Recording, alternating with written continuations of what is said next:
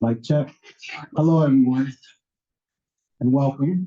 I appreciate you guys attending. My name is Juan Wilson. I'm the founder and CEO of the MUSE Foundation. We are hosting the event here at CIC, and Zara and I actually met for CIC a year ago.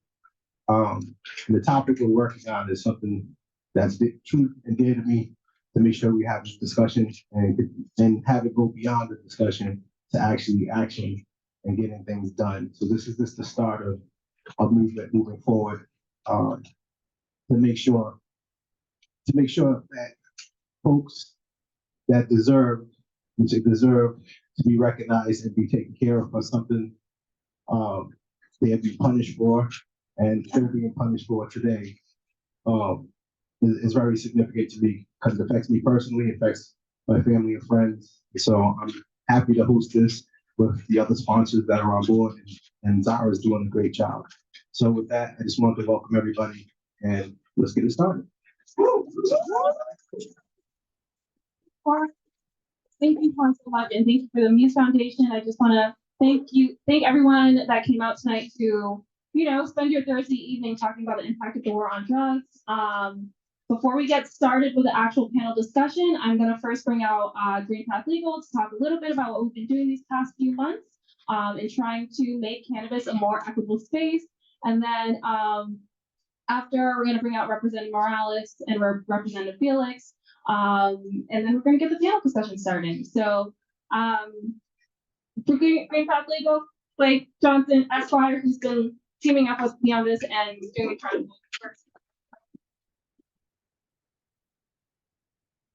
I think I'm loud enough. I used to be a teacher, so I can suggest. Thank you guys so much for coming. We really appreciate this. And this is important work we're doing. This space has not always been most friendly to people who look like me. So the fact that I'm able to say that I'm here helping people as a cannabis attorney is unreal. My 5-year-old self is so proud. But what we are really here to do is to make sure that the bill that has been passed, as grateful as we are for it, because now it opens up doors for the industry and people who had stigma to hopefully have that stigma lessened. It's still not perfect. I don't think it will be, but there are ways to make it more equitable and better for us, including having it be more, like I said, affordable, make sure that people in this space actually have the same opportunities that that people who don't necessarily look like that have, and that are able to have the platform to start their careers and start their lives. People aren't starting businesses because most of the time it's not because they're doing it for fun. This is how they fund extracurricular activities for their kids. This is how they might get groceries for the week. This is how things happen for their lives. This is how opportunities are opened. So we appreciate you guys being here. And like I said, I'm really honored that I am able to help small businesses in the space open up. And I love it when clients are like, I didn't know how I was going to pay for my kids' ballet lessons, but now I know how to. So it's amazing when that can happen, and you guys are a part of the work that we're doing. So it's not just for me, it's not just the people sitting here, which we appreciate. It's for everyone like you that are doing the work too.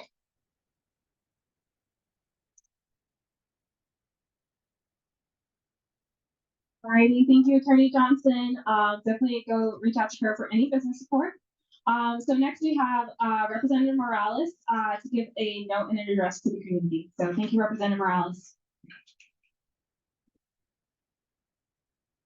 Good evening, everyone. I just have to say it's very special to be able to share this space and community with all of you, because I look around and see diversity in the sense of backgrounds, socioeconomic statuses, and lived experience.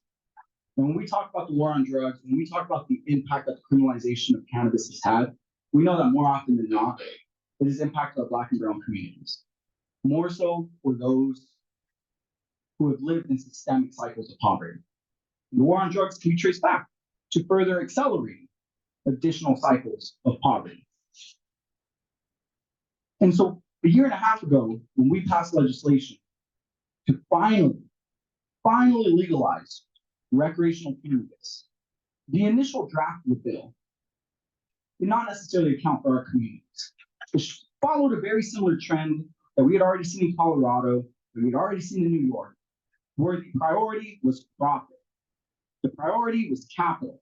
It did not matter who it was that was benefiting from this capital, though more often than not, it's white out-of-state capitalists who come in and saturate the market and dominate the licenses.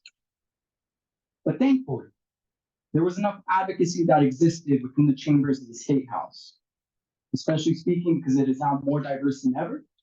And it took lots of advocacy on the ground, being able to engage with advocates so we can ensure that the bill was amended.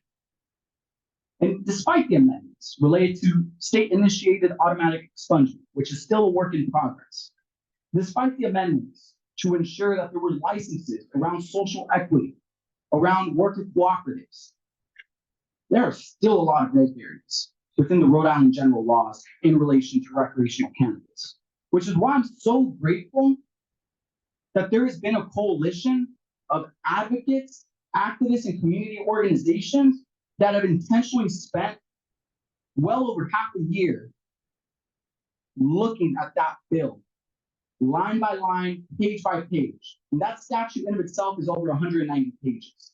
And this is why we always say that the devil is in the details. And nothing's a coincidence, especially in public policy or in government.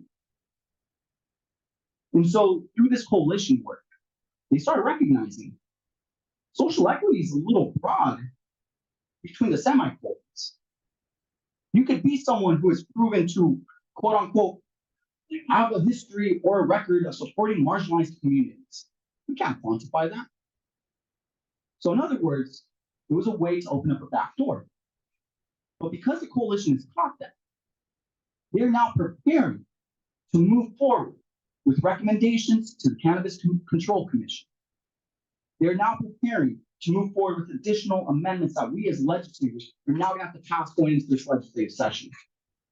So I say all that, and I don't mean to bore us with the policy details, but the matter of the fact is that this work, it's not always exciting. It's not always exciting having to sift through pages of jargon, legal jargon, where every comma, every period, every word matters. And so that's why I'm eternally grateful for the incredible work that's been happening, the fact that y'all continue to show up. And I know that this is just the beginning of what is going to be an exciting year ahead of us. A year where we're gonna see whether that Cannabis Control Commission is actually working for the people, is actually supporting those who have been marginalized by the war on drugs via licensing. We're gonna recognize whether or not the legislature actually goes forward and makes improvements on laws that have not gone far enough to support our communities. So just know that your presence makes a difference, and we hope that this presence transitions into direct advocacy. Whether it is in some random bureaucratic building in Warwick where the Control Commission hosts their meetings, or it's at the realms of the State House. So thank you all so much. I'm in community, and I look forward to working with you all. Thank you, Rep. Morales. As always, I really appreciate your continued support, your advice more than anything else. And next we have Representative Felix to also give us a note to the community. So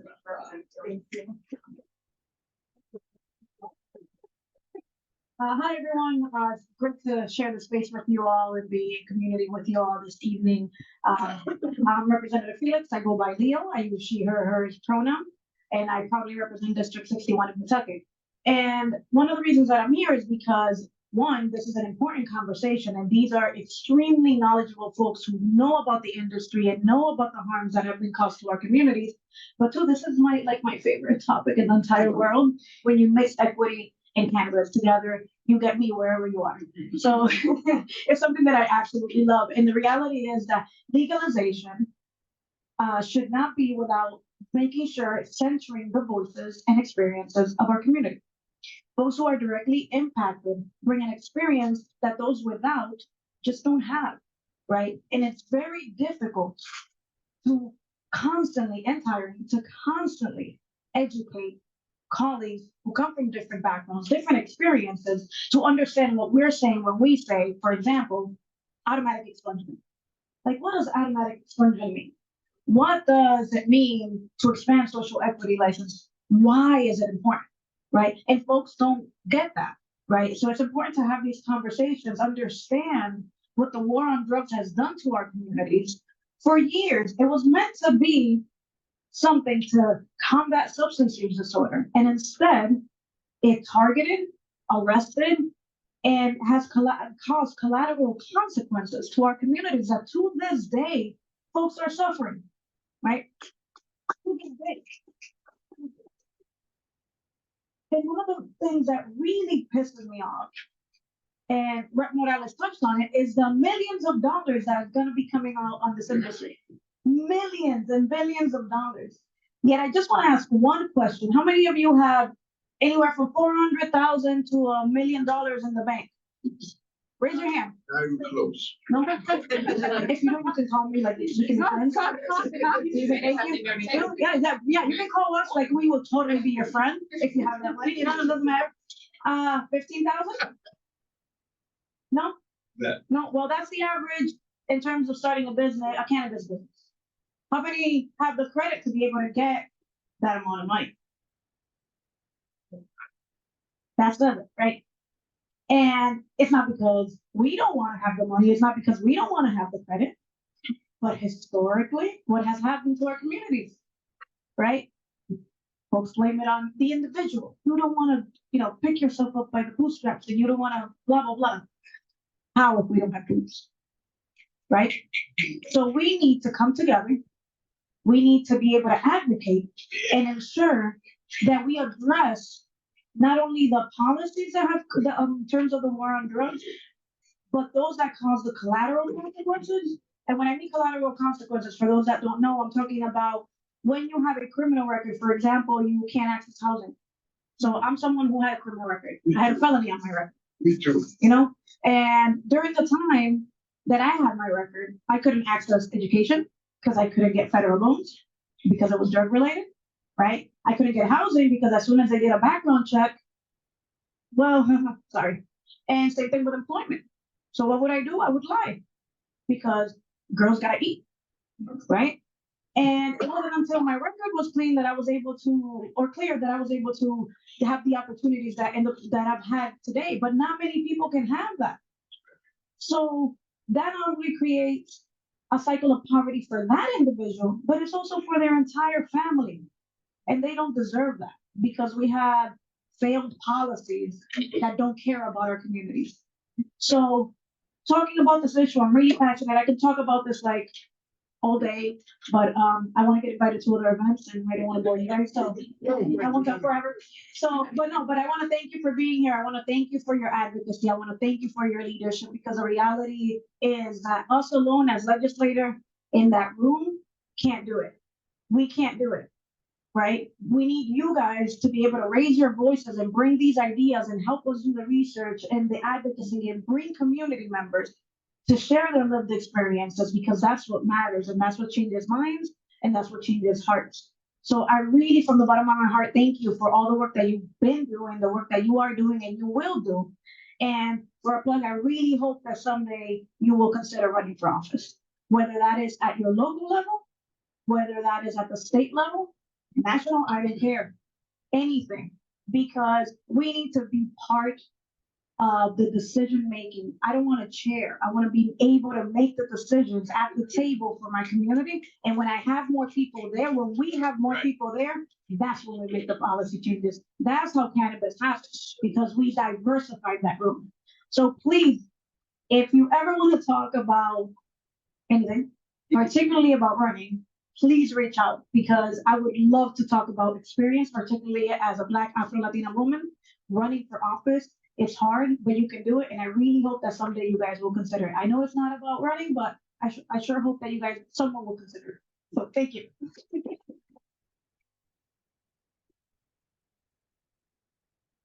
you, Representative Felix. And let's get started with the panel. So I'll just give a little introduction to myself. My name is Dariana Salmon. I'm the founder of MUSE, a plant-based lifestyle brand that highlights healing powered plants while destigmatizing cannabis as another healing plant.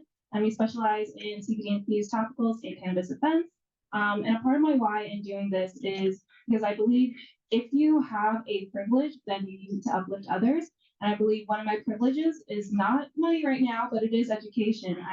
I've been in this industry now since 2018. Eva Marie Santana over there, she's been my mentor, introduction to this industry, and a confidant and friend to this day.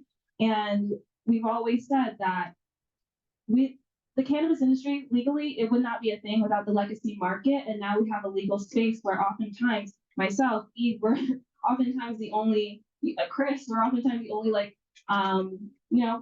person of color in the legal cannabis space. And I don't think it's because, folks don't have the intellect to successfully start a cannabis business. I think we're just a little bit void of opportunity. So anyways, I'm going to thank all the sponsors and then introduce the panelists. So Green Path Legal, Reentry Campus Program, MUSE Foundation, Emerald Leaf Organics, Rhode Island Cannabis Justice Coalition, Massachusetts Equitable Opportunities Law, Last Prisoners Project, and Rhode Island Black Business Association. Thank you for putting this event together tonight.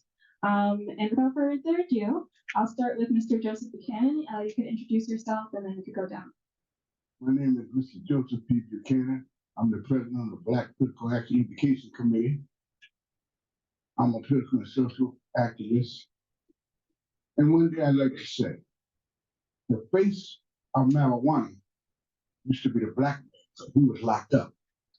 Now the face of cannabis is the white man, because he's making all the money. How is that possible, Leah? Hi, my name is Lititia Hall, and I'm just here for the intake and give you my experience, what I went through. James Monteiro, founder, CEO of the Reentry campus. Chris Beverly, CEO of Your Green Package. Your Green Package is the first licensed marijuana in Massachusetts. I'm also one of the board members of the Massachusetts Cannabis Social Equity Advisory Board, also the founder of the former president of Massachusetts Cannabis Association Board. Thank you. And this question is to all the panelists. Where did you grow up in Rhode Island, and what was your experience growing up in Rhode Island? Positive, negative. What was your experience like? I guess it's sad. Maybe this year. I grew up in Charleston, Can Street.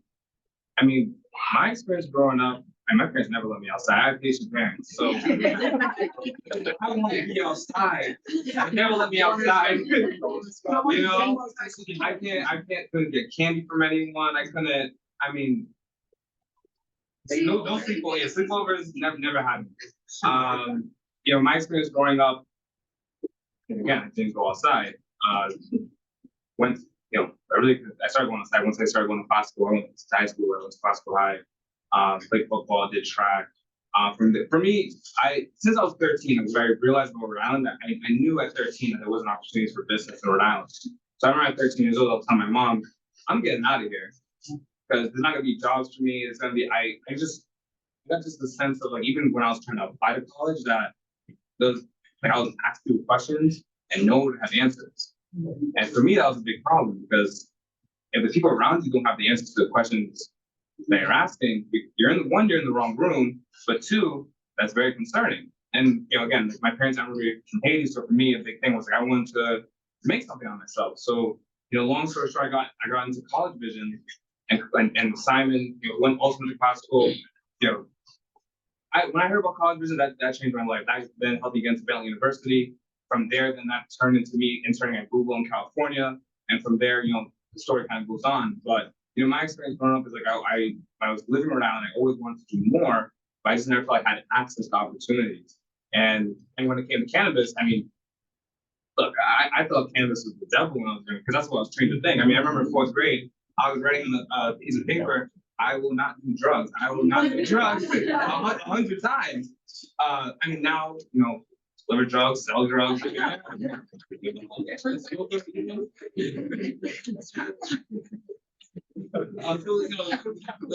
writing didn't work, but that's my in long story short my experience. Don't let your mom know. Oh, they know. After we said, I'm like, I can't hear no more, and that's it. Oh. No, thank you, Chris, so much. I appreciate that introduction. And for James, how about you? Where did you grow up in Rhode Island, and what was your experience like? I wasn't born here, I was born in Germany. I was brought here when I was probably 2 years old. My father was military, I was born and escaped or there. We're on the east side of Providence. The east side of Providence does not look like it is now. Dropped out of school when I was 15. I moved out my mother's house. Then an older woman was exposed to things that I know now, 15-year-old boy should be exposed to. By the time I was 17, I've been incarcerated up and down the East Coast until I was 40. I had both sides, I had been shackled to the bars in the Superior Court building, I have been beaten with police officers, guns. I have been tortured by the police on many occasions behind what is Whole Foods, which used to be Star Market and a graveyard, and fully comprehend this issue from the standpoint of inside and outside. Thank you. Letitia? For me, like he was saying before, well, I was in trouble. I still have it on my record. 2001, I had got caught with marijuana. But anyways, I'm just saying, it's still on my record, and it does come up with housing, jobs, everything. Basically, I can't go on my kids' school because of that. It's still there from 2001. Here we are going into 2024, and it's still there. And people are getting paid for it now. I'll pay for lawyers and commissary in prison, trying to, I got arrested for that charge, and I stayed in prison for almost 4 years. Now here I am trying to get it off my record. Did everything. I've been on probation now from October 22nd, from 15 to 42. I am free of everything but that damn charge. Thank you. My name is Joseph P. Buchanan. I was born and raised in Providence, south side of the city. Rhode Island housing project. Used to be 739 units. I'm family. I'm a black man. I'm 71 years old. And for me, the life of marijuana was the thing. It was about making money. It was about taking care of your family. Nowadays, the white man wants to get in, make the money, and we're still being incarcerated and locked up. My point is, when are we, as a community, as a black and brown community, going to say enough is enough? We are tired of making white men rich. We want the money to come back into our community, to our education, to our job, and especially to house. You have these guys on the commission that are getting paid money. Why can't they pay the people? I know I'm not supposed to go there, but I am. True. Go there. And as a black man, I think anybody that was selling marijuana was a businessman. Because if you don't say that, look at what the white boys are doing now. They're businessmen. So all of our people in our community was businessmen. The problem is it was illegal. Like booze was illegal. What happened? The white men took that over too. Unless we and our community stand up, that's white, blacks, Hispanics together, nothing's ever gonna happen. We cannot make excuses. Either we're gonna get this thing done or we're not. Me, I'm an asking. I wanna get this job done. You're ass kicker or ass kisser? No, ass kicker.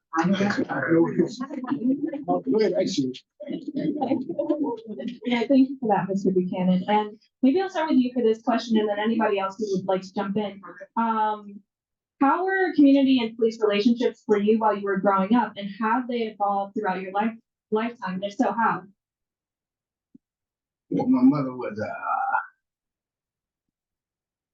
political and social activist, so she had a lot of connections.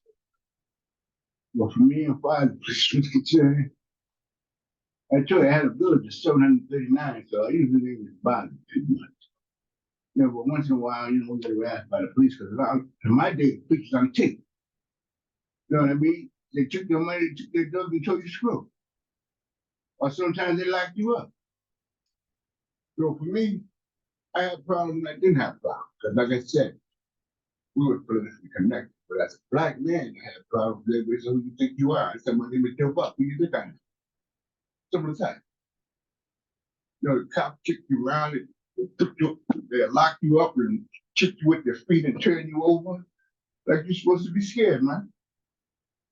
I'm not scared of anything with God. You know what I mean? The police are just like us, except they wear badges and carry them. They're alcoholics on the force, they're drug addicts on the force, there's pot in them. So unless we get these guys to think the way we think, nothing's ever gonna happen. We need to make changes. And how are we gonna do that? With our vote. We have to get our young folks to vote and stop saying their vote doesn't count. All they wanna do is whine. We need active voters and supporters. We need people to be out here that are going to do something, not crying and complain. Like I told you, I am an action guy. Anytime you want somebody's ass kicked, give me a call. So thank you. And does anyone else want to jump in for that question? Yes, I'll go. Yeah. I just supported them. I didn't want no problems. Because any interaction I had, it was, again, like as a black guy, you get pulled over, you know what's about to happen. You don't know if they're about to beat you. I remember one time, and usually I try to drive very carefully, but you know, I was in college. My friends came down to Providence. I just blew through a stop sign. We get pulled over by undercover, and then we're all getting searched. But we had weed in the car, we had liquor in the car. I mean, and some of these guys that were with me, they weren't even from the country, so they thought they were just done. And these guys, I guess it was a drive-by shooting that just happened, so like they weren't even worried about something in the car, and we got away. But again, that situation is a very common situation that again goes very left. You know, if they were interested in what we had in the car, we would have had a very big problem at that time. I agree with everything that Buchanan said. Is again, we have to vote, we have to be involved, because we can't just sit back and again, the weed man's always been black. You say the word weed man and think of black. Right. Because nowadays, the white man making money, and that's okay. Then they got to get some of that money back. But the game is played. Not that the game is already over. The game has been started 25 years ago when the medical licenses came in. And that's a problem, because they got to pay for their own marijuana. Why do they got medical cards? They got to pay for their own marijuana. They can't pay for the card. Well, that's part of the game. It's not coming out of the medical. It's not But coming out of the medical. think about the game where you have to pay $500,000 to get into a lottery. Automatically, the black people are out of the game. Just like the white boys got the money. Yeah. Then what happens is, then they get the medical licenses. Then it goes rep. Well, guess who are the only people that are growing the weed, because the medical licenses are vertically integrated. Yep. And that's it. Then at that point, even if the black guy gets into the game, now he's subjugated to buying weed from the white guy, because the white guy is growing. That's right. You still have to catch up. And then it's just a catch-up game. It's a catch-up game. And that happens in every single state. By each state gets its own battlefield. And each state plays out the same exact way. Same exact way in Massachusetts, same exact way in Connecticut, same way in New Jersey, same way in New York. They all have it's all the same game. And as individuals who want to make a difference, you have to see the game for what it is and be involved and advocate. Make sure that the social equity programs aren't, just social equity programs. Like New Jersey, their social equity program, they just gave 48 businesses $250,000 a piece in grants. A piece for them to open their businesses. Now Massachusetts, look, we've been legal for a while. I'm on the advisory board. No one's getting grants yet. We're 7 years behind. But now the game is like this, right? You want to open in a town, that town has already hit their retail cap. So you can't even open a dispensary in the town because that's it, it's capped. And the game is over. So then it's like, again, I digress, but it's important to engage early, because if you don't engage early, by the time it's 2025, the game is done. Thank you, Chris. I appreciate you. Because we're giving that rundown. And my next question is, if you were to, prior to legalization, if you were ever to get caught, or for anyone who did get caught, what happened? What would have happened? Well, first of all, they're trying to make you out a snitch. And if you're not strong enough, you become a snitch. If you come to see live. You know what I mean? I'm a guy, if you do your weight, you take your weight. The police make snitches every day. The police allow in a public defender, allow our guys to make confessions, to say that they're guilty because they'll get a lesser charge. That does not make it right. And for me, like I said, I've always been a fighter. So I always pleaded guilty.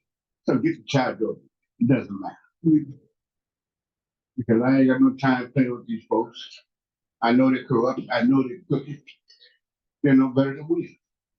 You know, but we make mistakes and they make mistakes. The only problem is they don't do anything about their mistakes.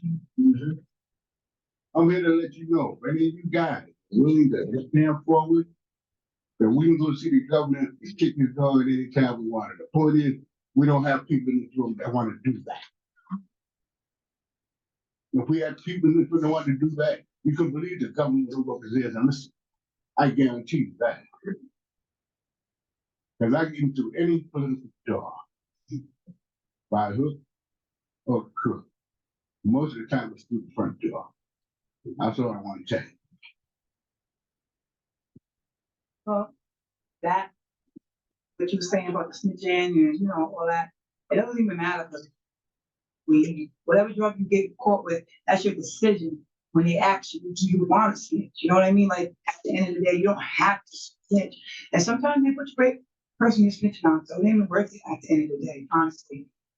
And if I knew what I knew 23 years ago, I still would have did it. Still would have did it. I just wanted off my record, that's what There's nothing wrong with making money. They're doing it now. At our expense. First, get arrested, what's gonna happen is they're gonna charge you, right? You're gonna get arraigned. If it's your first offense, what they're more than likely gonna do is give you personal recognizance. Means you have, you can get out on, you have to pay no bail.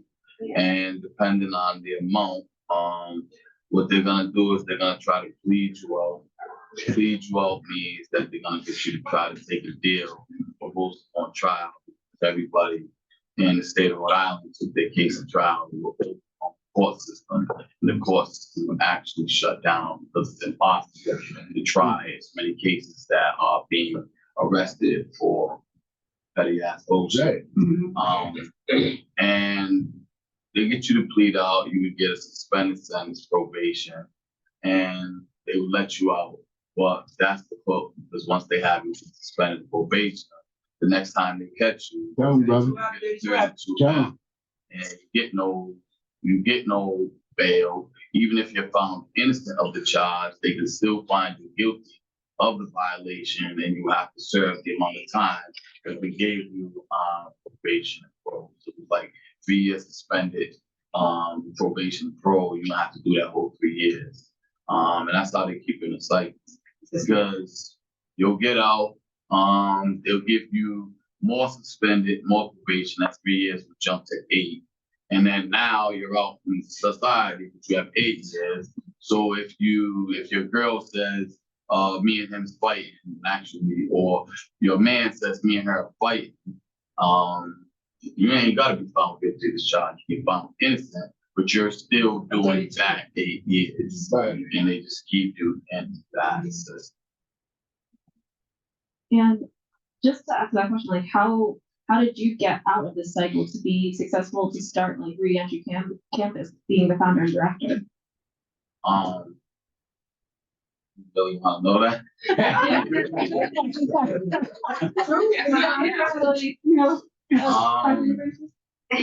So I'll give you one scenario that led to another scenario. The first scenario happened when I was 19 and I was in lockdown.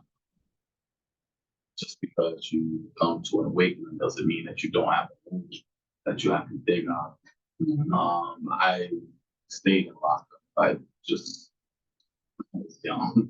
So I stayed in lockdown. But one thing happens to you when you're in lockdown, you get stripped of everything. You get stripped of your TV, you get stripped of your headphone device. The only thing you're really in there is upstairs with God and yourself. That's right. So you actually start to do some searching. I remember my mother had come up. She brought my son to see me. I could see them coming through the thing, but I know I can't get a visit. He's skipping up the walkway, and then they're calling me. I can't get the visit. And then I see her look out the window. She's carrying him, and he's crying. We're going back down. And I don't know why, but my mother sent me a letter. I'll say, well, 3 days, 4 days later, whatever. And she cussed me, fuck out. And I'm the baby. It was never my fault. It was not me. I didn't do it. It was my older brother who was kids I was hanging. Yeah. And I don't know, but for some reason I got up in the mirror. And I said, you know what? That's changed. You were abandoned. You were neglected. You were abused. Society is fucked up. All of this shit is crazy. But the truth of the matter is, ain't nobody gonna do nothing about that. You're an adult now. Whatever choice you make from here on out is based on your decisions, and you are in charge of your life. Right. And from there, I never was back to lockup. I did go back to prison, but the last time I was incarcerated, I decided more education equals more money equals more freedom. Not necessarily physical freedom, but more so freedom of choice. I was getting out of prison at 40. I knew that I would have an 8th grade education, which qualified me for a dishwashing job or maybe a working warehouse. So I just did the math. Went back to school, got my social security, I got my GED, got my bachelor's degree from Washington University, Panelists, and I'm working anymore. Real boss ain't coming for. I have a lot of freedom. And freedom for me is choices. If I don't like where I'm at, I can easily remove myself. Nobody dictates nothing with me. I own property, I have businesses, I take care of other people, and I try to do the best I can. But that's what I did. I went back to school and I made my own decision.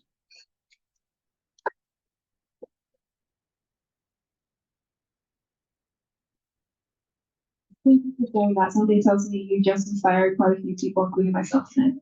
Thank you. This next question, I'm gonna start with Chris for this next question. How do you feel about the legal cannabis industry in Rhode Island at present? It doesn't exist much. I think the legal cannabis market in Rhode Island has a lot of work to do. I think there's a big, like kind of what I was saying before, markets kind of have their own evolution. With Rhode Island, I think Rhode Island is a prime opportunity to, it's going to go in one or two directions. And my hope is that with the social equity reforms that you and everyone else is working on, that it is a market that does prioritize equity, that isn't just kind of beholden to big cannabis. While, there's nothing wrong with some aspects of big cannabis, it's, again, the people should have the opportunity. The people who've been arrested should have the real opportunity to open cannabis businesses. I believe. Selling weed in the legal market is the same exact thing as a black market. Man, I like the black market. Yeah, the black market is cheaper, you don't pay taxes. That's right. The legal market, pay a lot of taxes. And they come to you. Oh, yeah, that too. But I just think there's a lot of opportunities in Rhode Island. I've been waiting for Rhode Island to become legal and for those opportunities to present themselves. So we're gonna wait to see how the rest of the market goes. Thank you. Anyone else want to jump in? Me. Cannabis business in Rhode Island sucks.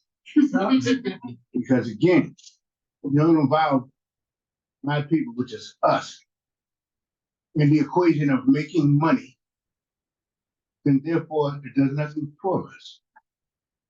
And we have to let the governor know that he needs to set aside at least $20 to $30 million for black and brown businesses, small businesses, if we have to. Because I'm tired of being monopolized by all these guys that got money. And we know all the rich guys in the state. And we know that one of our people that's in Washington, D.C. has like 3 marijuana fields.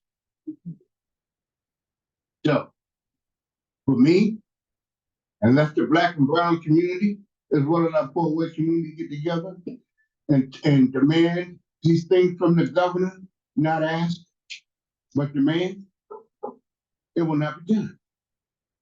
If us people in this room are too scared to go forward and make the governor do what he's supposed to do, make our mayors do what they are supposed to do, make these businesses that are making all this money do what they're supposed to do, and also make the federal government legalize it. Because that's the problem.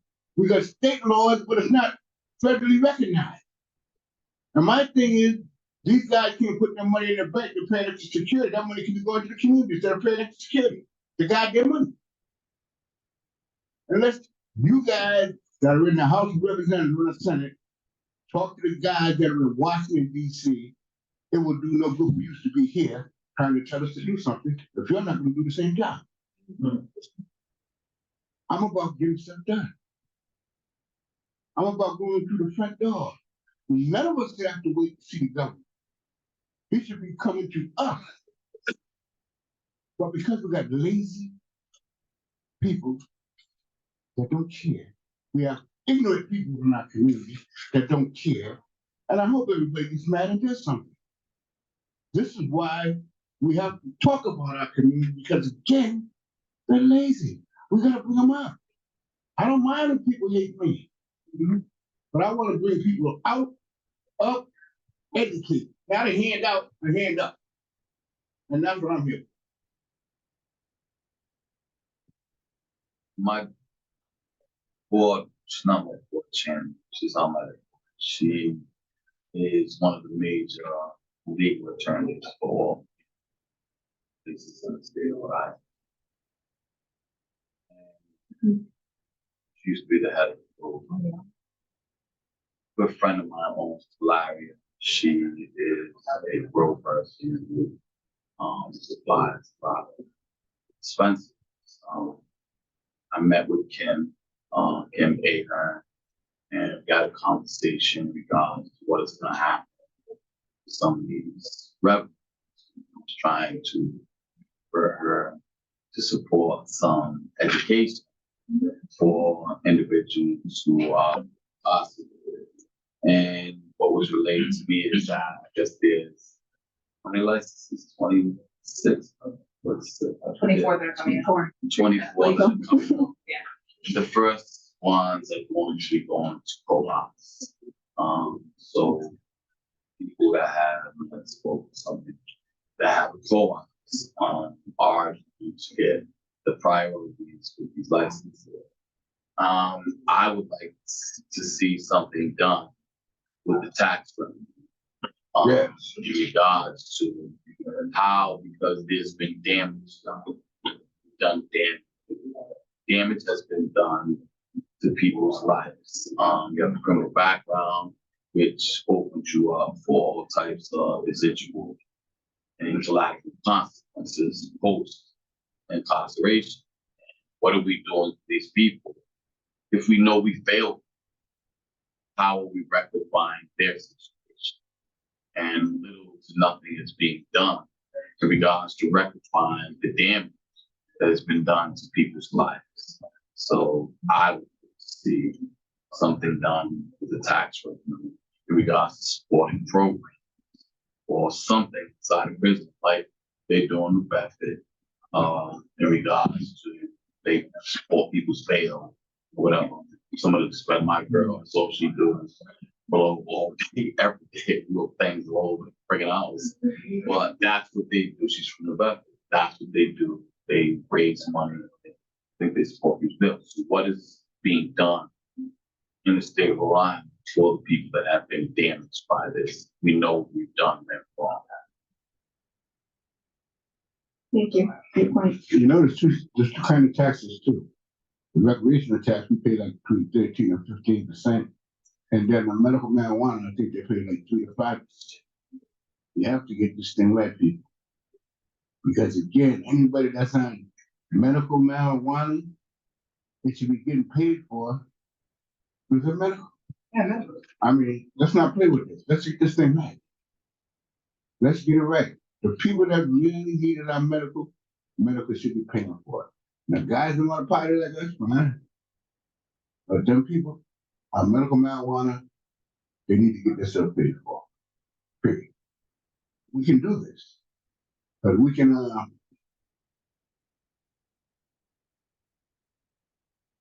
talk to them and talk to our representatives and senators, because we got some here. And I hope they're hearing us. Because you that are leading this tide, if we fail, it's going to be on y'all. Because you guys are supposed to mobilize us, not us mobilizing you. Because when we do, you don't do anything anyway. Oh, come on, so you can speak for all of us. But I agree though, for the most part. That's all I'm saying. So that actually, similar to what both Mr. Buchanan and James had brought up, that brings me to one of my questions that were a little bit further down, but let's just bring it up here. So at present, we have in the bill, there is a cannabis social equity assistance fund that is supporting the 6 social equity businesses, which is, well, it will accept to support the 6 social equity businesses. And hopefully, if there are any cooperative businesses that qualify as social equity, it could hopefully support that as well. But if that cannabis social equity assistance fund was expanded by the tax revenue that is currently going to law enforcement and grants, and then other government agencies as well. So if the social equity fund was expanded with tax revenue, how would you like to see that go? Like, where would you like to see those funds go? If, say, we're going to put up a random number here, but let's say there were like $50 million in the fund. What would you like to see it used for in addition to businesses? I would like to see it go for low-income housing. I would like to see it go for jobs. I would like to see it go for education, especially Black education, because we learned the white man's education our whole life. And anytime you say Black history, the white community gets scared, the brown community gets scared, but they wasn't scared when we was learning Christopher Columbus was alive. And my thing is, we need to learn our history through this social equity fund because they got this money. And if they think they're going to get away with this without they take the fight, they're going to have to kill me. Because I don't give up fight either. I fight to win. Because I'm a street fighter. I'm from the 60s and 70s when we had the riot, when we had this peaceful demonstration. So, if we are going to do this, I got to say it again. People, let's do this. And let's stop living.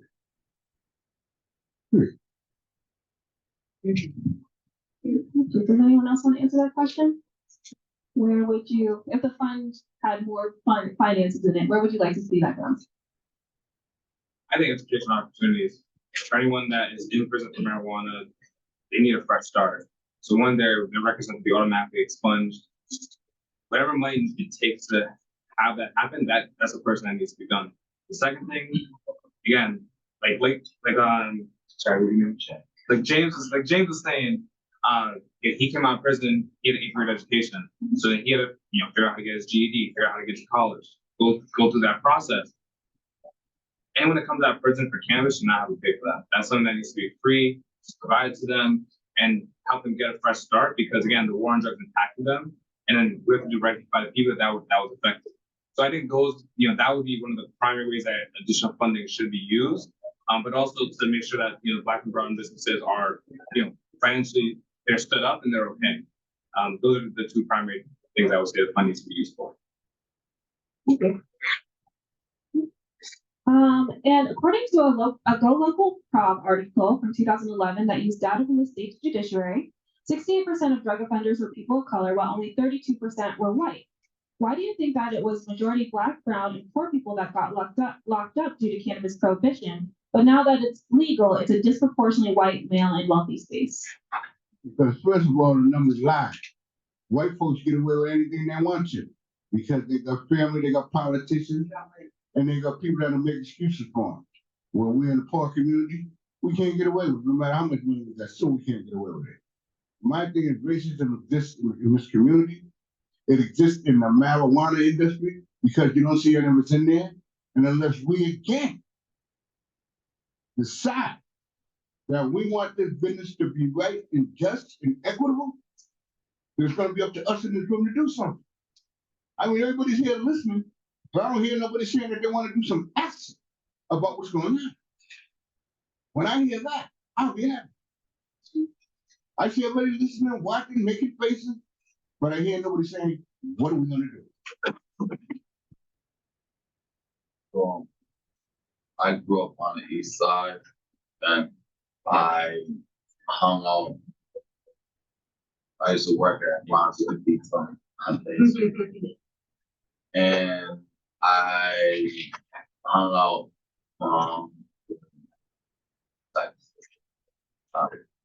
same people on the block, Yeah. but also like all the drivers, Johnson, Wales, Richmond, and Brown University.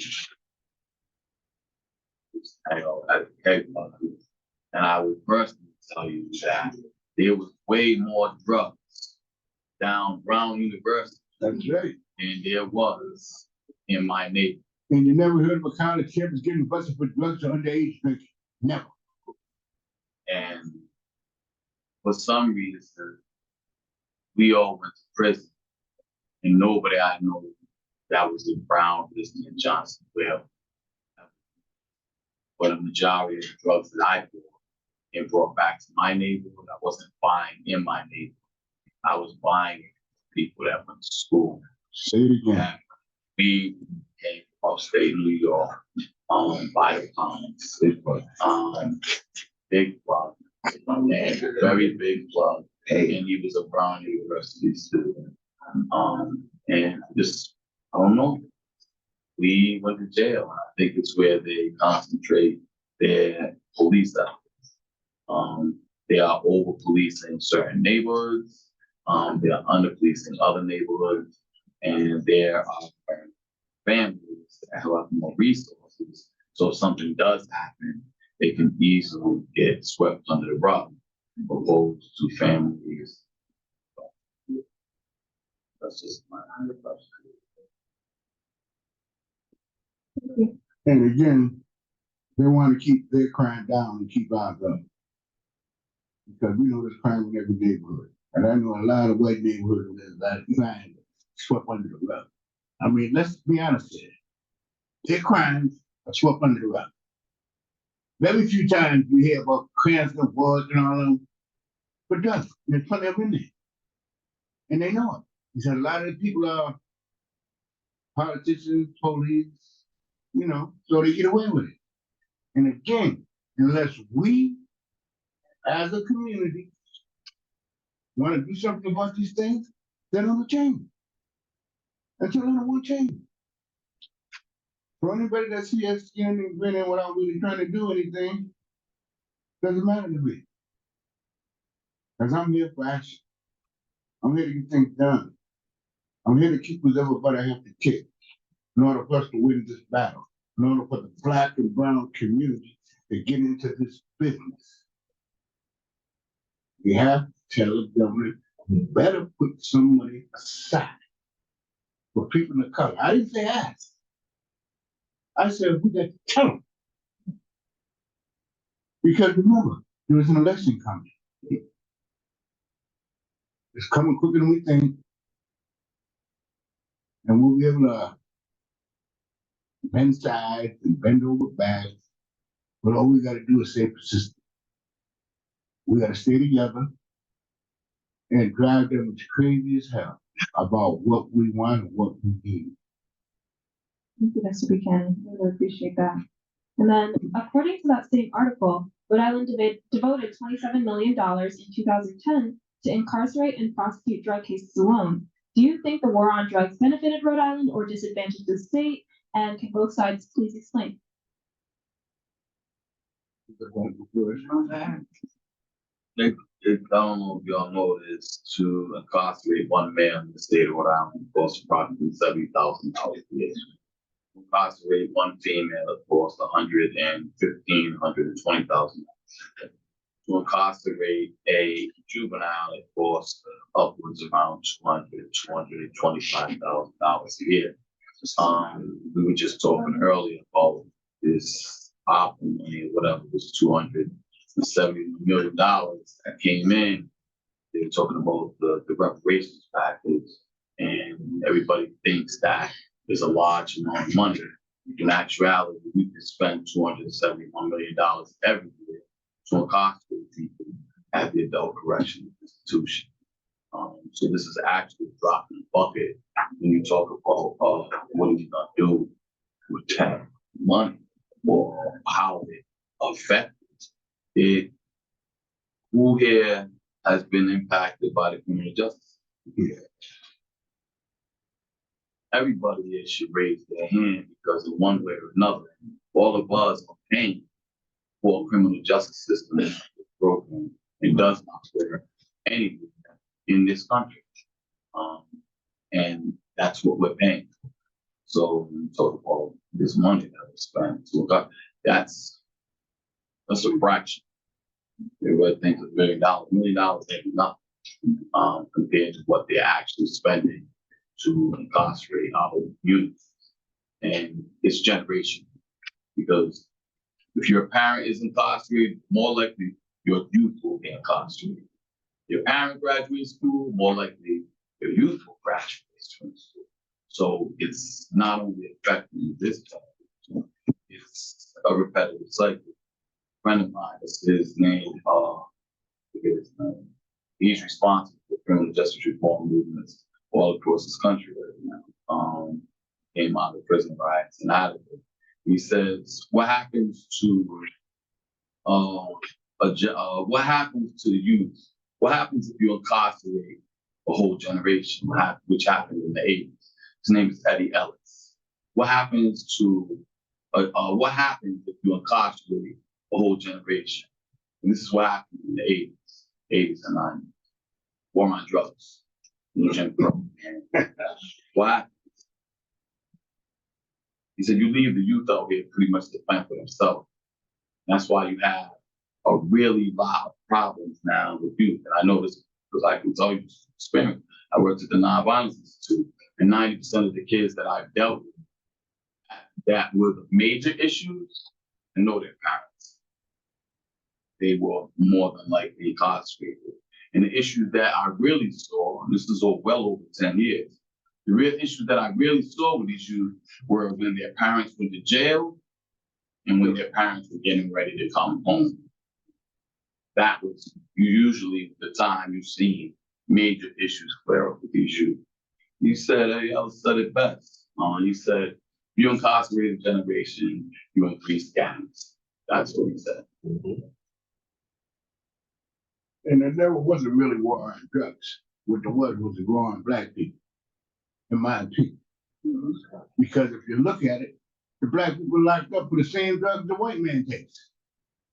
We didn't bring these drugs into this country. We don't have the money to ship these drugs in this country. So where are they coming from?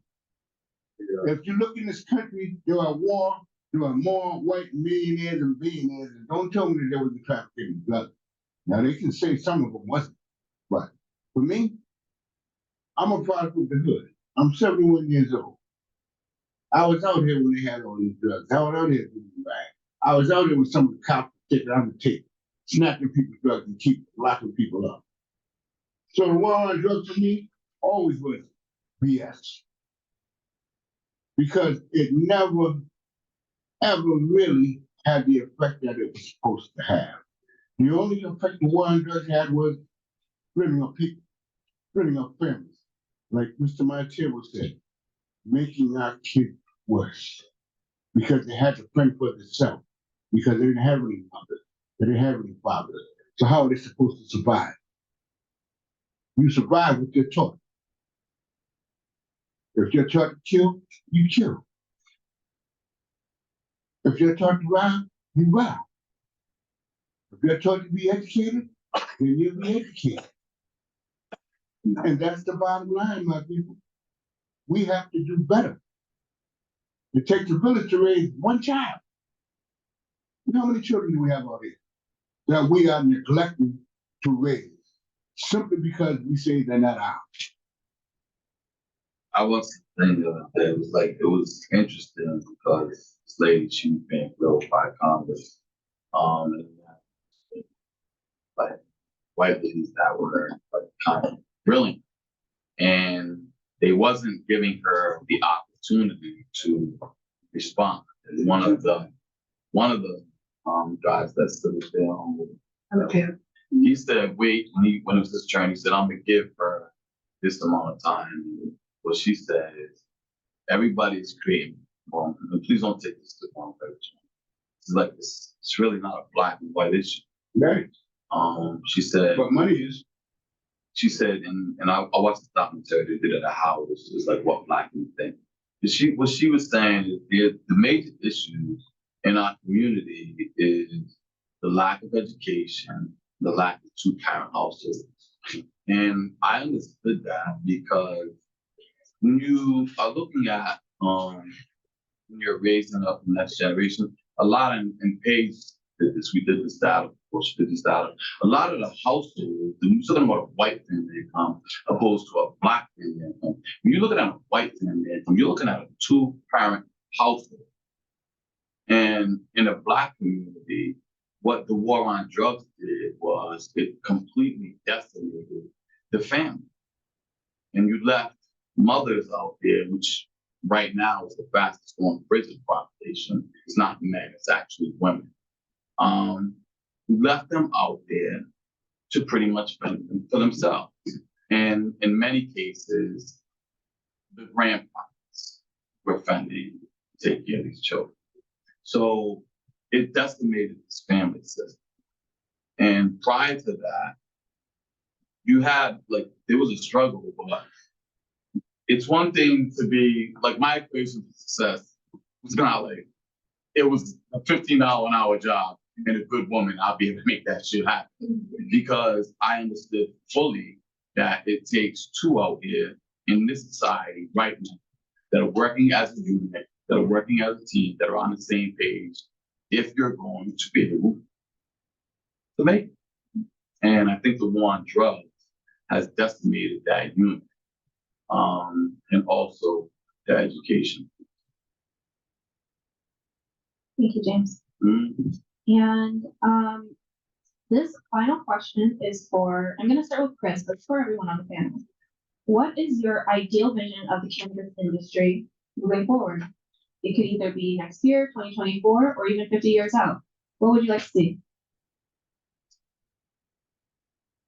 Well, ultimately, what I want to see is more Black and brown businesses in operation.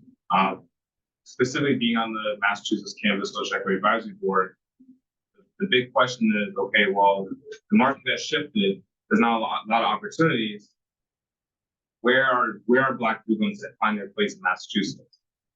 And the social consumption. My hope is that some people can still open retail. I would like to see more diverse businesses in operation and doing well. Most of the delivery companies in Massachusetts, for example, are not doing well. I mean, like, I know 3 that have shut down in 2018. We're one of 4 transporters in the state, the only social equity transporter. So I'm really tired of seeing Black and brown businesses. They're struggling, so I hate to see that. But I would like to see more in the game, but also seeing some flourish, seeing some expand to other states, seeing people be able to actually take advantage of the legal market. So that's what I ultimately hope to see. Hopefully happen.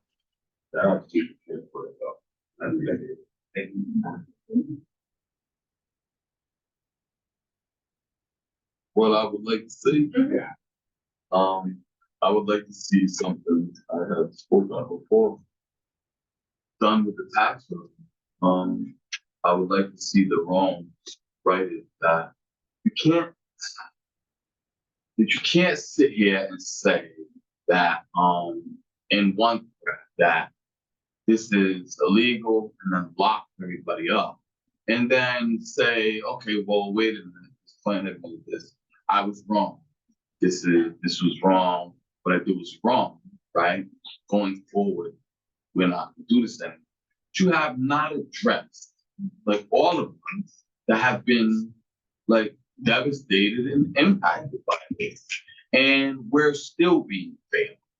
And this is kind of my beef with the opioid thing, because yes, now we know this is a mental health crisis and we're doing everything to divert. We're doing diversion. Yes, this should be done. But you failed everybody in the 80s and 90s. What are you doing for these people that now are living with all the residual consequences of your failed policy, your admittedly failed policy and decision making? There's little to nothing being done. Right now, in the state of Rhode Island, you, on parole, are allowed to take methadone or Suboxone or anything like that. But if you have a cannabis license, you cannot smoke, you will be violated. So why can I take methadone, but I cannot smoke marijuana? These are the, what do you? Pros and cons. No. The inequities that is happening within the system. And I would really like something to be done to rectify the people that are coming home and who are still sitting. Yes, you need to do something going forward. What are you gonna do about this? Because now we have criminal backgrounds and they don't get jobs, with all this shit. And it's the problem is not new crime, the problem is recidivism. 50%, like nationwide, nationally, forever. This has been going on. What are we gonna do to drop the recidivism rate? Which $271 million budget, maybe you can drop that budget down and find some more money for something else. The people that's behind the walls, I have a brother that's come home doing 18 years. Now, he took home, but the first thing he said, "I want to smoke." Okay. But any drug period, it seems like something but weed. I'm like, all right, but nothing for nothing. He has to learn all over how to do anything. Period. And he's coming out here like, I'm not gonna work, I'm gonna do this, I'm gonna do that. I ain't got the answers, but at the end of the day, first thing he wanted. Not like that, and I'm not prejudiced, I have my family and everything too, but he wants he wants to go pay for something that he already went to jail for years ago, and whatever. But that's the first thing you think of when you're coming home. Marijuana, like a bunch of houses, a bunch of shit. And I look at it like this. I have a lot of people that's been home for 20-something years and all that. And I don't even know what to do with them right now. I want to go open doors. I want to go here. I want to go there. I want to tell them, like, what are you doing for the people that's going to come home? Not like to rip checks and, like, here's food stamp paper, here's your SSI paper. Go do that. Nah, it's bigger than what people think it is. And I feel bad. I really do, because I don't know, prisons like around the door. They haven't been out, like I said, and we're here trying to get it done here now, and they're ready to come home. I don't know where they come home, and they don't even have a clue. They don't even have a clue. Taxes, go ahead, look at that. They're here on the phone, but they're not cooperating with it. You know what I'm saying? And who knows? They might be the next one opening up this dispensary somewhere if they just get the allegation. But it's giving them much money. Wait, can you repeat that last question, please? Yeah, of course. So what's your ideal vision of the cannabis industry as a whole, moving into next year, but even beyond, like even the next 50 years from now? That's a good question. But for me, I would like to see more Black and brown people in the business. And also, I would really like to see the white community go half with the Black and brown community, if they would, not use this as fronts. There's a difference between being 50-50 and being a front. And most of our Black businesses that are thriving well are a partnership with the white boys, but not really a partnership. I'm not here to be used, man. I'm here to get a job done. You should not have a business and be used simply because of the color of your skin. Mm-hmm. The color of our skin means it should be our business. You shouldn't be bullying us because you got your money. You invested in us, not for you to take us over. And until we learn these things, man, about business is like politics. No good, tough, rotten. So if we're not as tough and as rotten as they are, in my opinion, then we're gonna fail. Because I am not a soft guy. This young gentleman is articulate. I am not. I do not play. I believe in action. I believe in war. And war means political battle. War means that we open up our mouth and we speak and we say what we mean. Because again, this drug industry, which we went to jail for, these people are making money. We cannot get in the business. And we know more about the business than they do, and they're making the money. So, what I want to see is us as powerful people and us as voters in the city, in the state, and in this country. If they don't want to listen to us, we vote them out. If they don't want to listen to us, we make it tough for them to do their job. Because one thing they don't like action. Again, I tell you, I'm from the 60s and 70s. We'll be picking it 5, 6, 7, 8, 9, 10 days in a row. Just to get heard, never mind, get what we need. So if we can't do these things, I mean, a steady stream of people marching on our end. I will not say they're our political friend. No way. And if there was, we wouldn't be stopped. Thank you. God bless you. Thank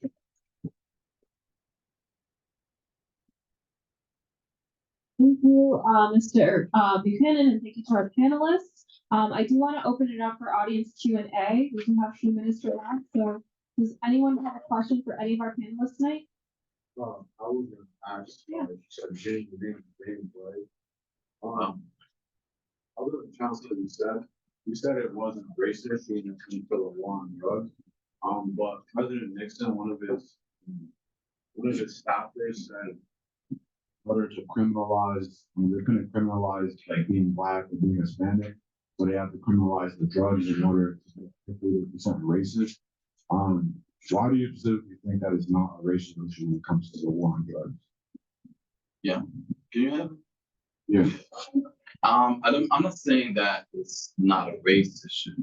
That's not what I meant. So forgive me if I explain that.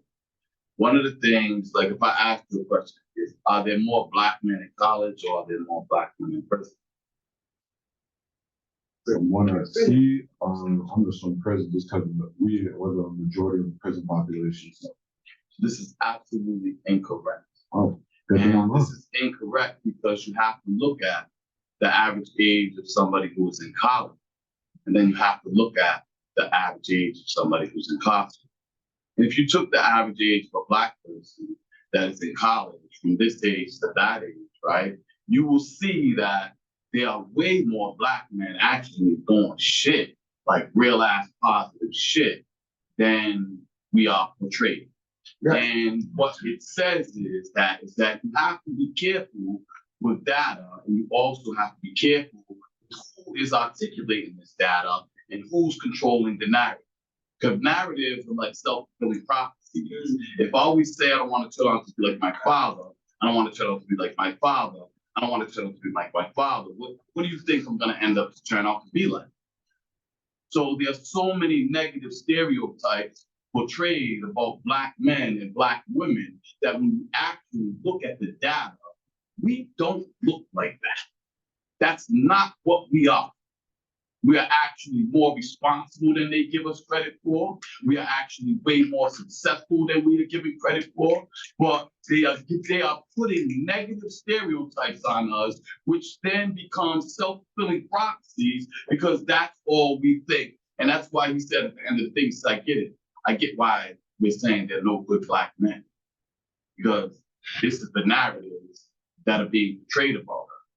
And the people that are portraying these narratives, you have to be careful with them because they have an agenda. They have an agenda, and the agenda usually looks like something that will benefit them in the end. And that's not what we look like. And the major issues, right? If I ask you, what is the leading cause of death for a black person?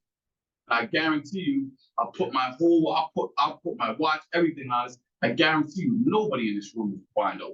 Nobody will be able to tell me what it is. In a million years, I guarantee you, and I'll put money on it. How much? No. And the reason why you won't know is because nobody's tracking it, nobody's saying anything about it. It's abortion.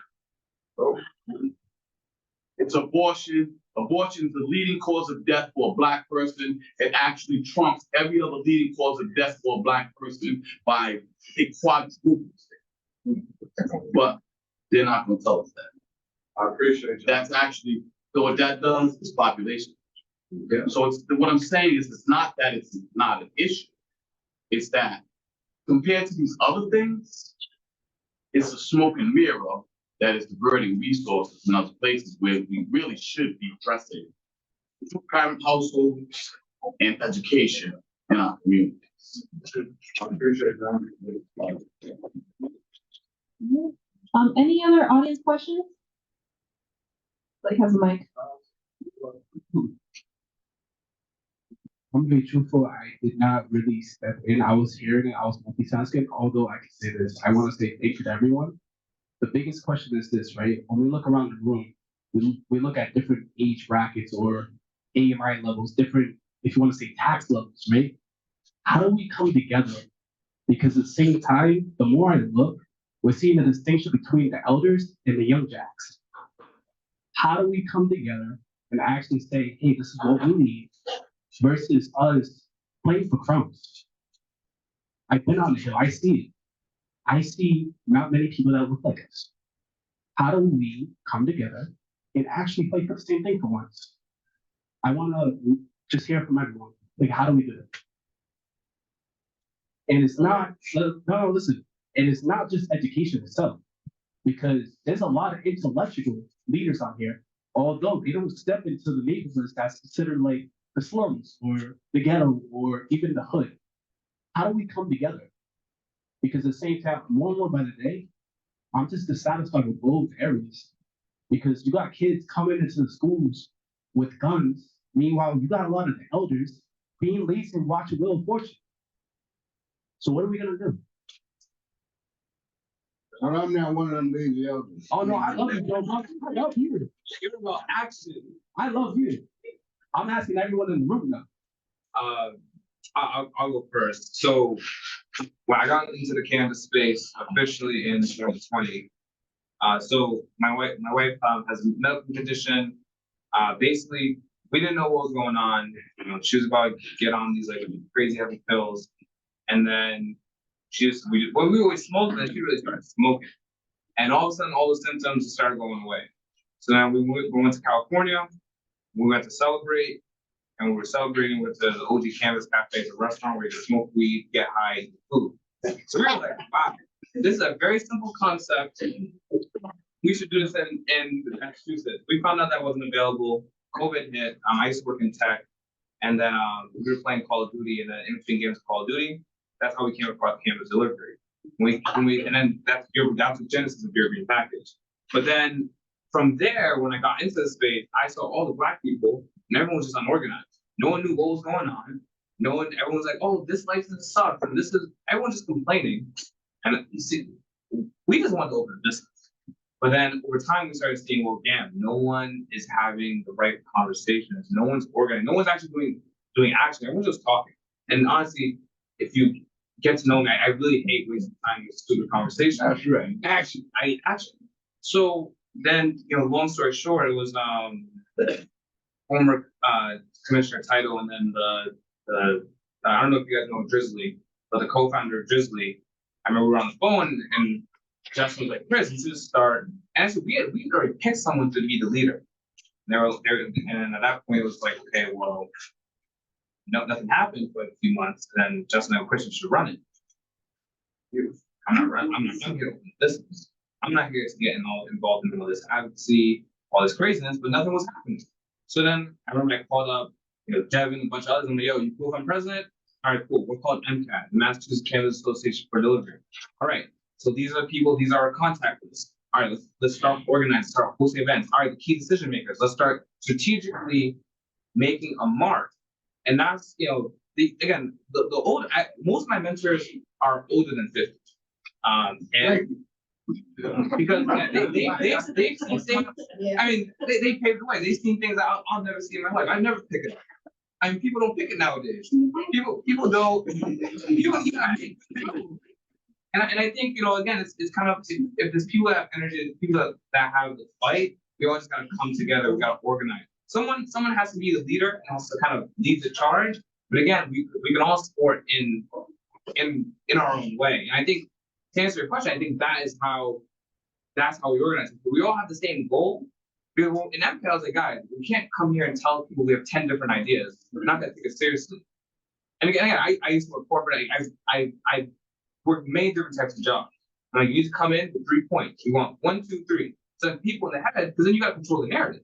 Because then if you control the narrative, and if you make everything that people are talking about that one thing, then at the end of the day, when it's a public meeting, they have to talk about that thing because you made it a topic of discussion.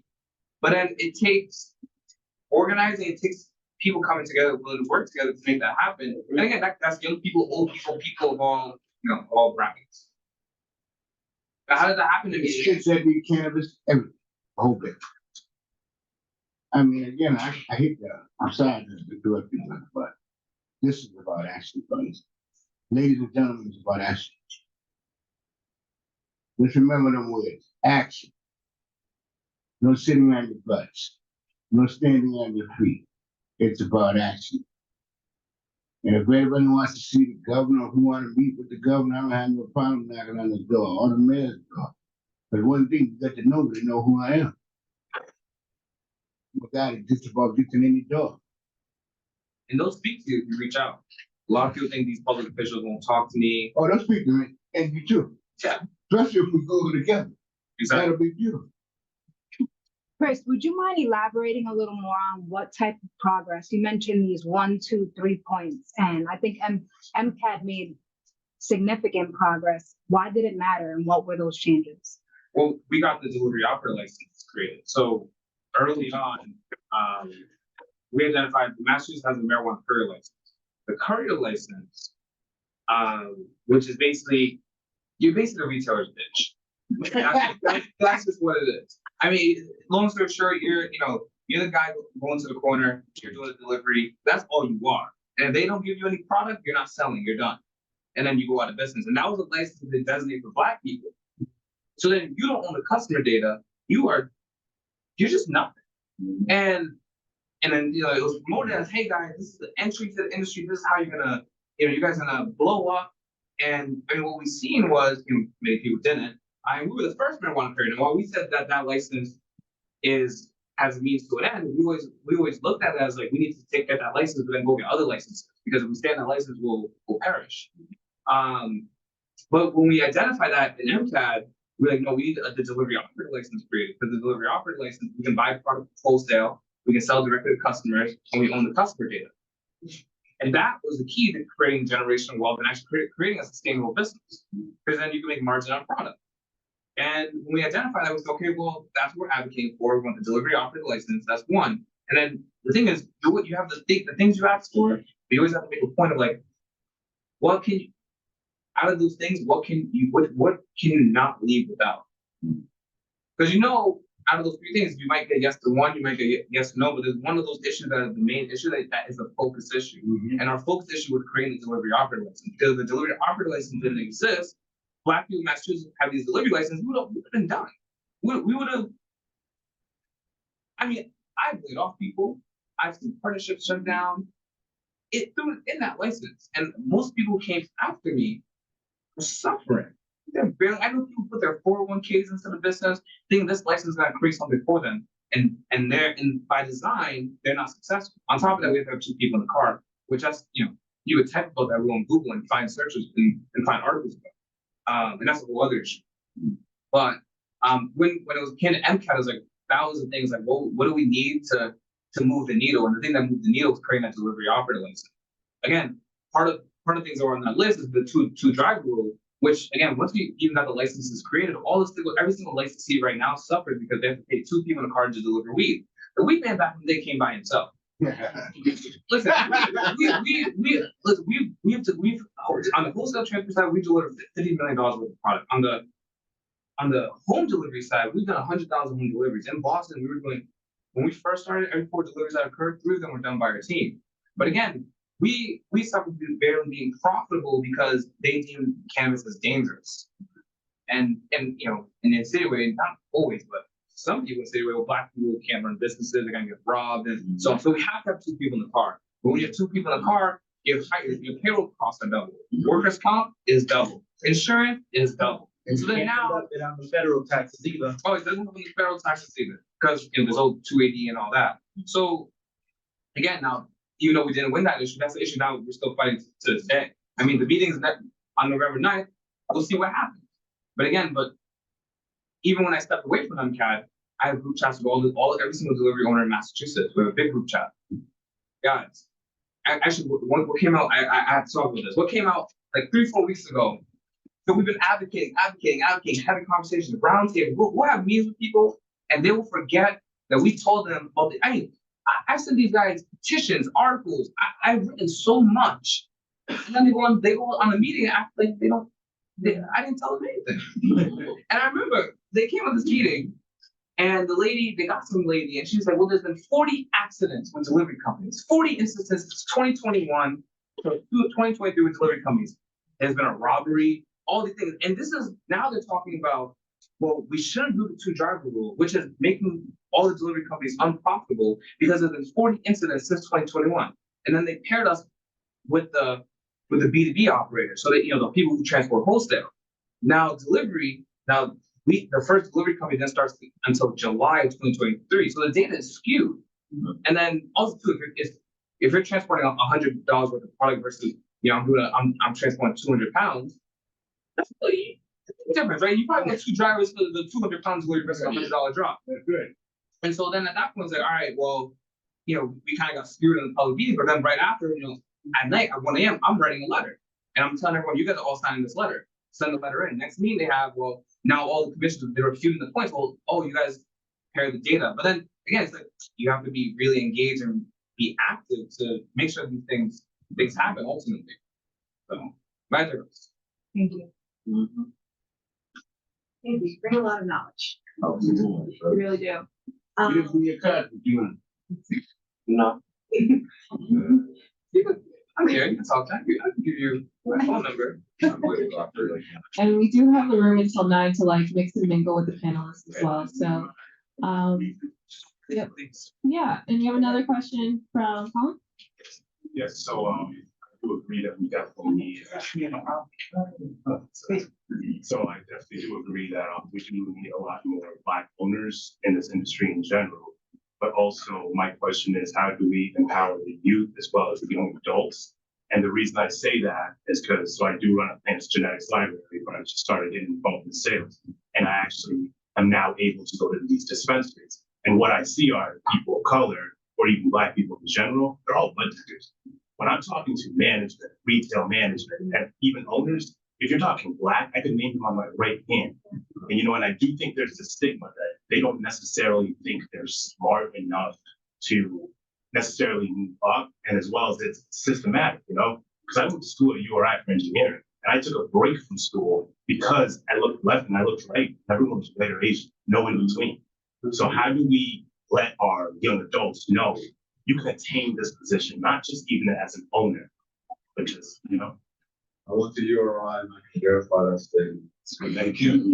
And so it's like a lot of people talk about getting a seat at the table. And I think, well, for me personally, you gotta like move away from that. Because I don't want no seat at nobody else's table. I'd much rather, why don't we create our own table? There's a thing that just happened when you go to prison. It's like, you already know it's gonna take you a month to get your money in and a month to get like showers. You ain't got no showers, you got nothing. So what we would do, I'll take my laundry bag, 4 or 5 soap or something in there, pass it to my man, and the next I'll say so and so just came in. If you got something for him, going in the bag, not passing on. We pass this bag all around the block, and then we come back, and I would give it to my man and say, that's just starter pack till you get on your feet.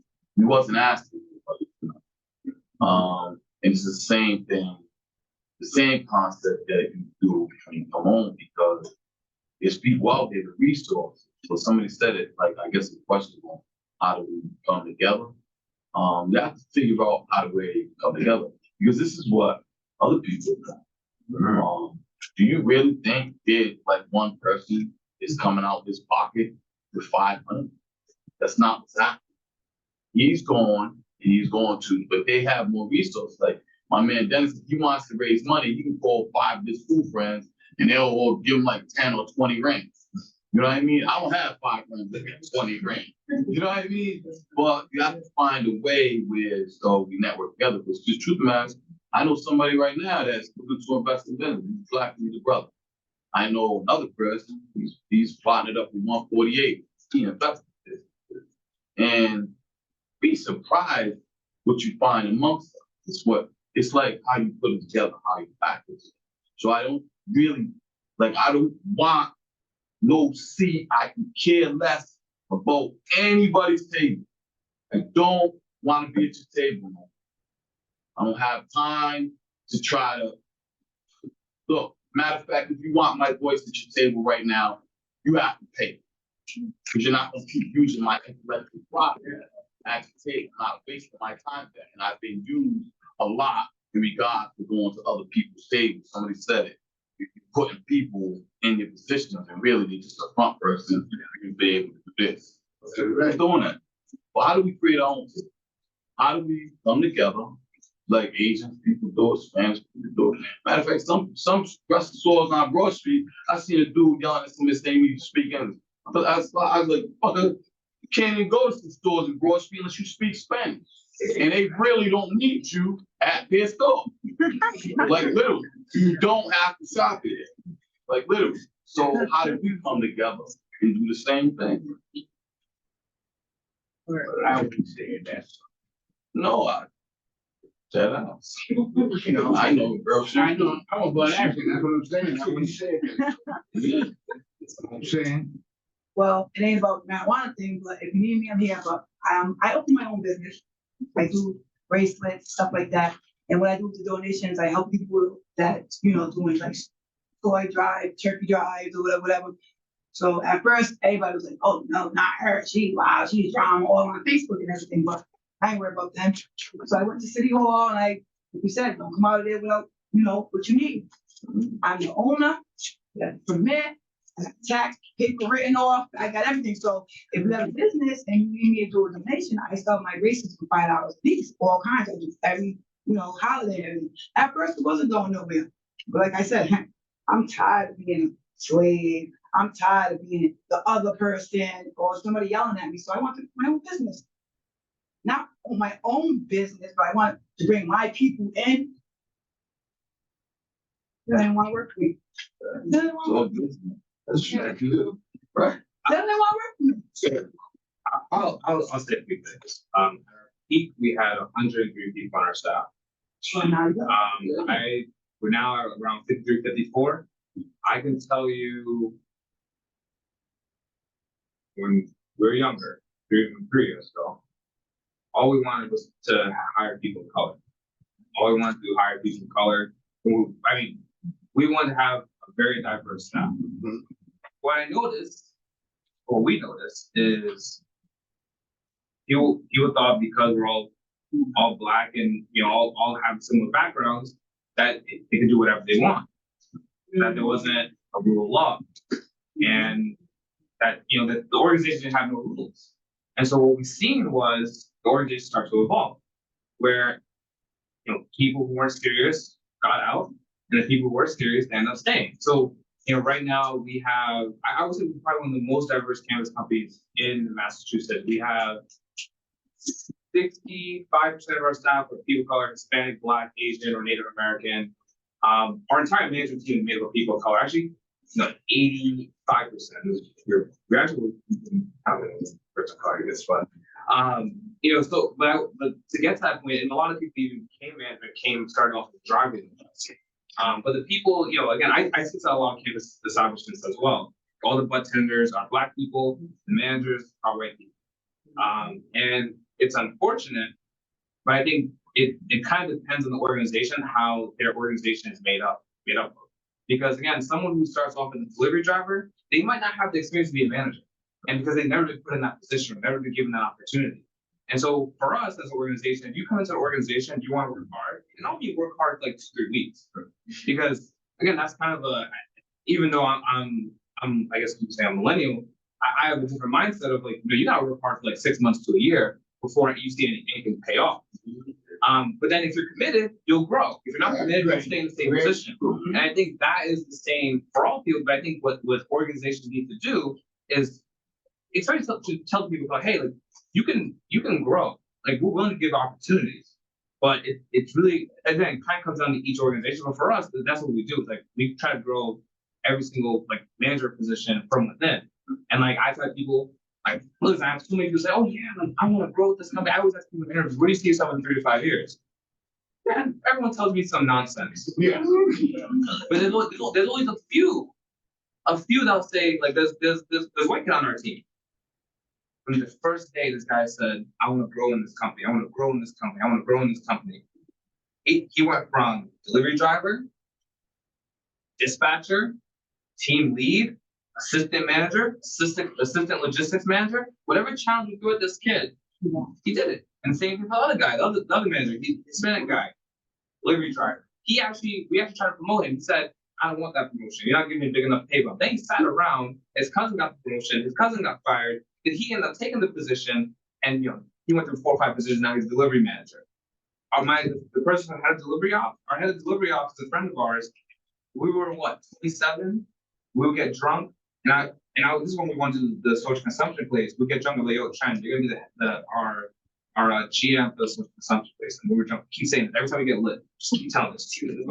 Then when it came down time to like open the company, we were like, okay, well, look, this is not the same thing. We should become head of delivery ops.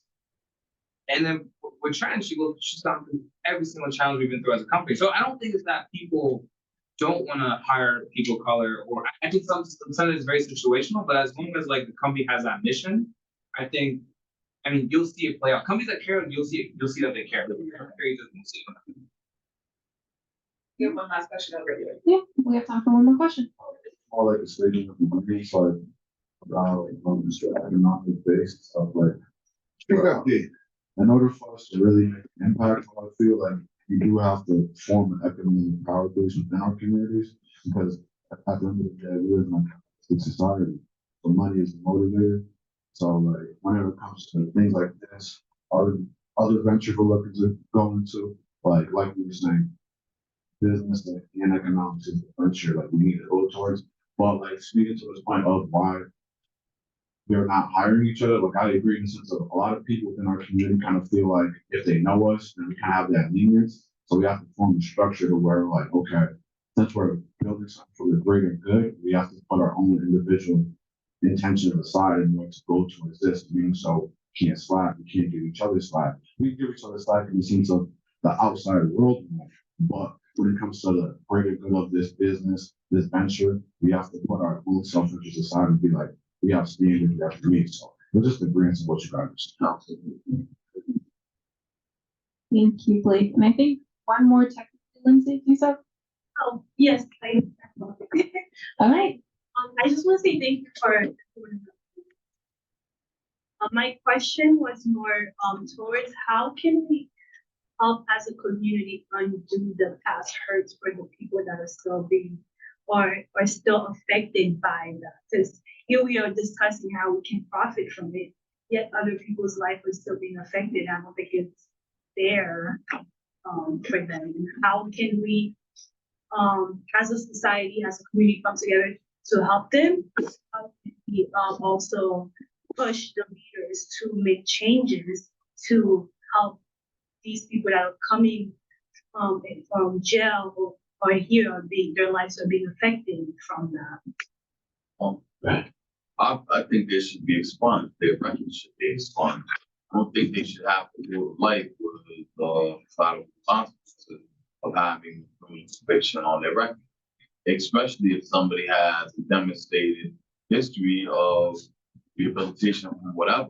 If I've done this program, that program, this, and I haven't advanced myself, why am I still being like, because you locked up society? It's one thing to be locked up in prison. I always say it starts to become real easy to be locked up in prison because everybody's on the same playing field. Like you can only spend $100 on commissary. You might can hustle up another 100 from somebody if you're finagling, but everybody's pretty much living in the same thing. It's harder to be locked out of society, to come home and not be able to like pay your electric. Like you gotta debate whether I'm gonna pay my electric bill this month or I'm paying the rent, or never mind, my daughter, she wants to go to water fire, and maybe I might want to buy her all the bells and whistles for water fire. Maybe she wants an ice cream over there. Maybe she wants one of the lights for her neck, but I ain't got that. Like, so in a lot of cases, when I first came home, my boys was like, yo, let's go here, let's go there, let's go there. These were dudes that was under me. And I was like, I didn't want to go nowhere. I didn't have nothing, you know? So imagine what it's to be locked aside. And this is what a criminal background does. So I think their records should be expunged.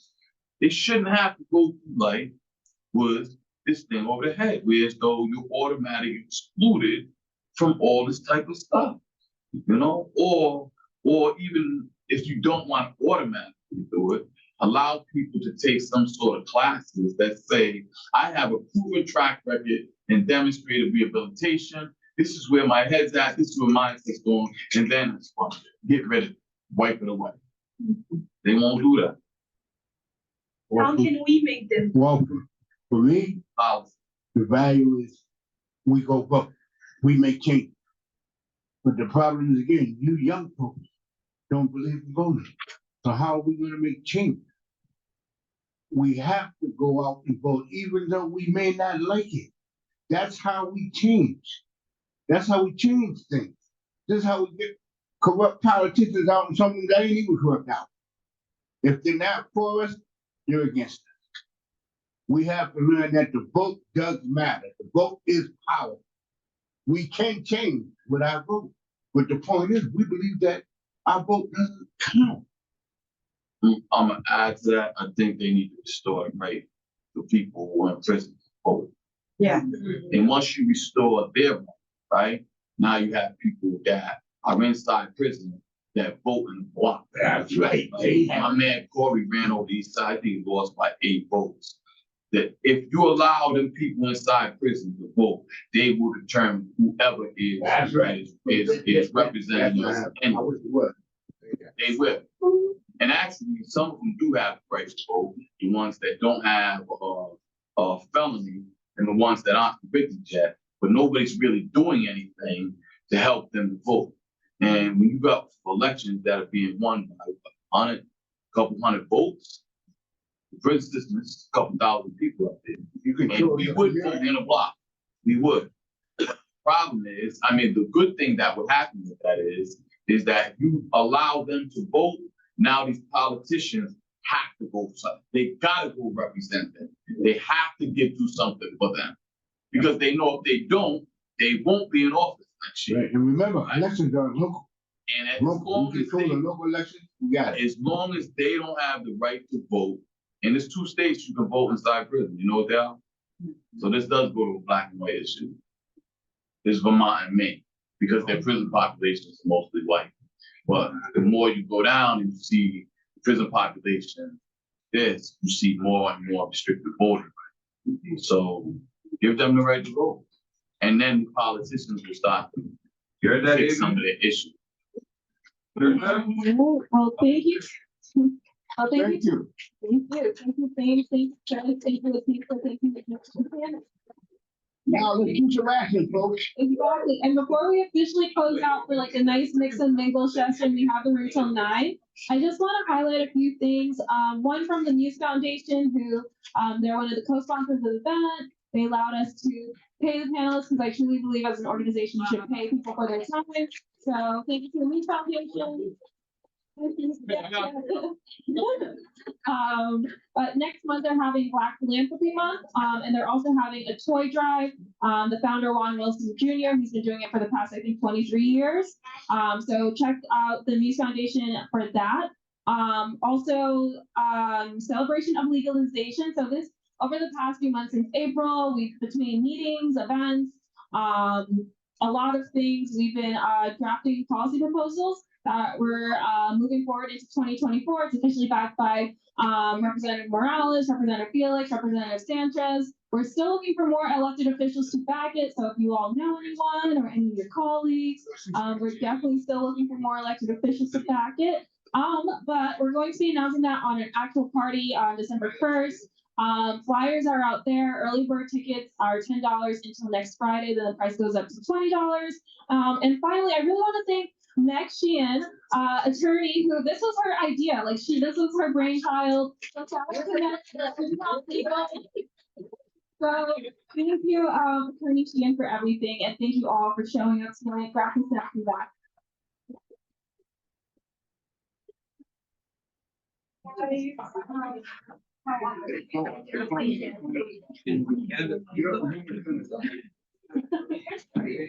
Matthew, you got a lot of oh, you got arrested.